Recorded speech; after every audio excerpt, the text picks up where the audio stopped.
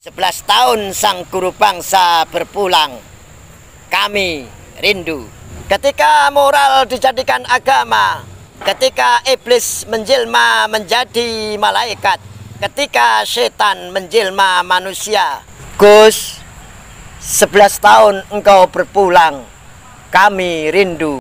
Saya memang tidak bisa melihat dengan baik, akan tetapi saya mendengar dengan baik Indonesia kita menyanyikan lagu-lagu dalam kebinekaan. 11 tahun engkau berpulang, kami rindu. Rindu dalam bintang 1 khol wafatmu, angka 1 dalam ucapan Esa, Tunggal dan Ika, sebagai keagungan Tuhan yang Maha Esa, sebagai tunggalnya Gusti yang kuasa, sebagai ikanya Bhinneka Tunggal Ika. Rindu dalam hol kedua wafatmu, sebagai keseimbangan kaki melangkah, tangan bergerak, telinga mendengar, mata melihat, dalam baris persatuan dan kesatuan, dalam berbangsa dan bernegara.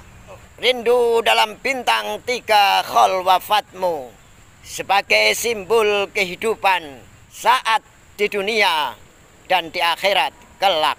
11 tahun engkau berpulang, kami rindu.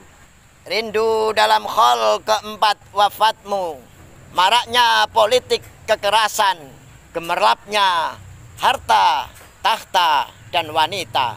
Rindu dalam khol kelima wafatmu, teringat rukun Islam dalam beragama, teringat Pancasila dalam berbangsa, teringat asta kekuasaan dalam bernegara.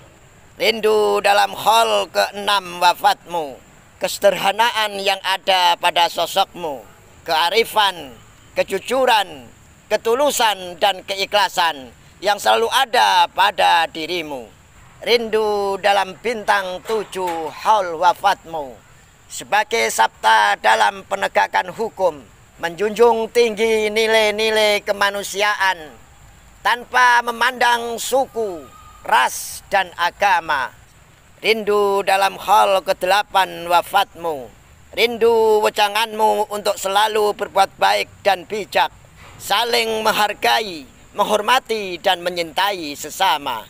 Rindu dalam bintang 9 hal wafatmu, rindu bintang guyonanmu, rindu bintang pemikiranmu. Ketika kalimat merusak jadi merawat, ketika benar salah diperdebatkan, ketika buruk baik dicampur adukan.